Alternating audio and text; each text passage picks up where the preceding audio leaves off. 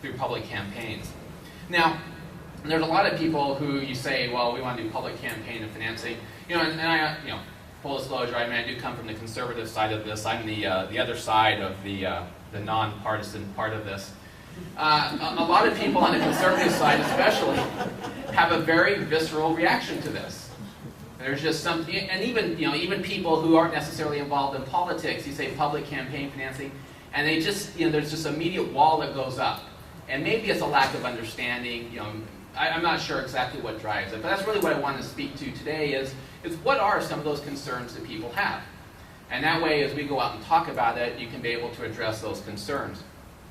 One of the common things that was mentioned, and Andy Anderson really kind of drove this one home at the City Club, is the whole issue of freedom of speech.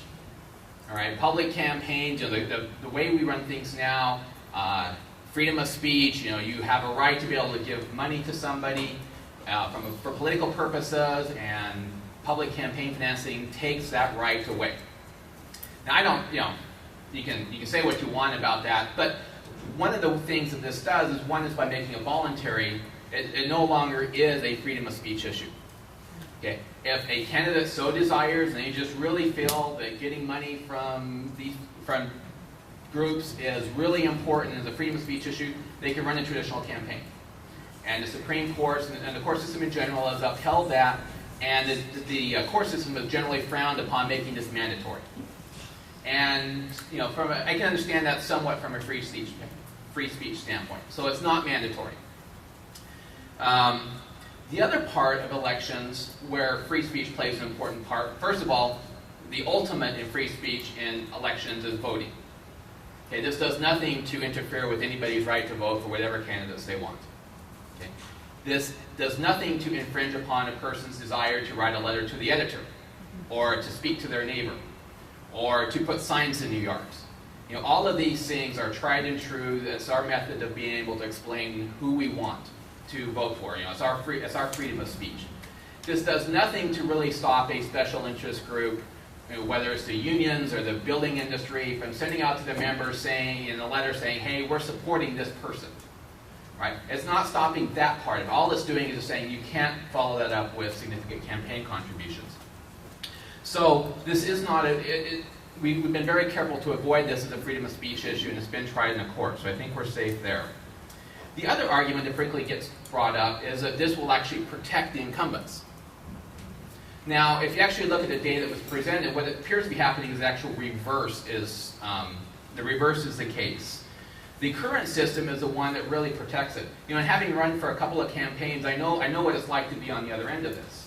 Right? I know what it's like to stare at the person you're opposing, knowing that they're going to get $60,000, $70,000, $80,000 of money before they do anything, and try to sit there and say, how do you go against that, right? So the current system with special interests funneling, $500,000, $1,400 contributions to people really sets a high hurdle. Makes it, and that really is the current system is the one that's protecting the incumbents right now. What this is intended to do is at least level out the playing field financially. Okay. Incumbents still do have a little bit of an advantage, right? They're in the news constantly. They're out solving issues for while they're in elected office. I mean, they still have a very clear advantage, but you're at least taking the money advantage out of it, so you can at least have some ability to run a reasonable campaign. So this actually, I think, will do, in large measure, help to allow challengers to have a much higher chance of succeeding. And certainly we talked about more people will certainly be interested in participating. The third one that often gets brought up is people have this visceral reaction to having tax money spent on campaigns. Okay. Now, we do it at a federal level, but the reality is that's from donations from tax returns, so it's a voluntary thing. Basically taking tax dollars that we have and apply those to campaigns. There are certainly people out there that have an issue with that. A couple of responses to that. One is, in large measure, we're paying for the elections anyway, right? We can do it directly through our taxes. We can do it indirectly. It was mentioned the payday loan, $100,000 from Money Tree going into that. Well, where do you think that $100,000 comes from? The $100,000 comes from the people who are buying the services from Money Tree, right? people who are giving their donations into the unions. I mean, it doesn't really matter what group it is. People who are buying services from that group are the ones that end up indirectly paying for it. So we can either indirectly funnel it through a special interest group, or we can just call it what it is and just directly pay for our tax dollars. Either way, we're still paying for it at the end of the day. Again, like I talked about before, what is the alternative? Current system is broken. Public disclosure isn't really a solution. So what other opportunity do we really have?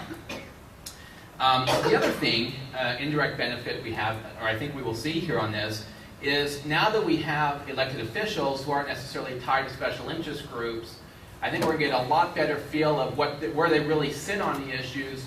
But as mentioned, the special interest groups have a lot less power. And most of what those special interest groups are seeking is tax dollars for various programs. So if the elected officials are able to hold off on kowtowing to the special interests, who are actually seeking tax dollars, some of them seek regulation, but the reality is most of them are seeking tax dollars, there actually may be less pressure on the tax system. So the net return of this actually may be positive. If you take a look at how much money we save in tax dollars versus how much we spend, we actually may see a significant positive return off of that. The fourth thing that often is brought up is this is welfare for politicians. Okay, they're getting public money, viewed as welfare, but again, like I talked about earlier, they're getting a huge amount of welfare from the special interest groups. So, and at least in this case, the welfare system is evenly distributed. The incumbents are getting and the challengers are getting the same amount. So, we're at least not favoring one side or the other. The last one that often gets mentioned is the cost of public campaign financing.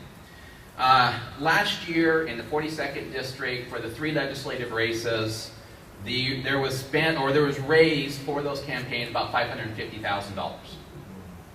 Okay, so that's a fair amount. If you look at the way the bill has been set up right now, if all 6 of those people were running around on public campaigns, they would get about $300,000.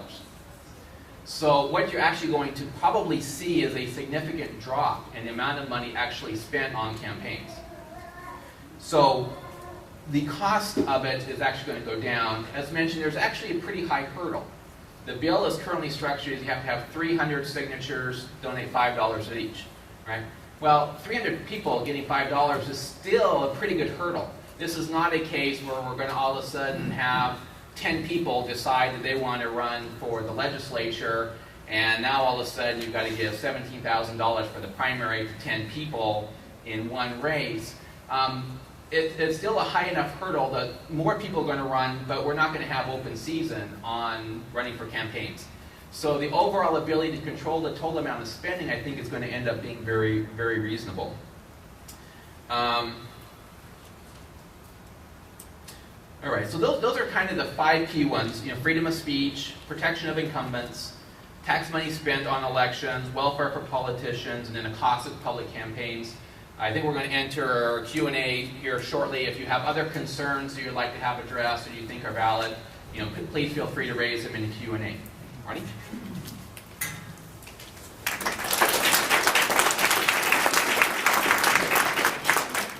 Thank you, Craig. One little tidbit that I don't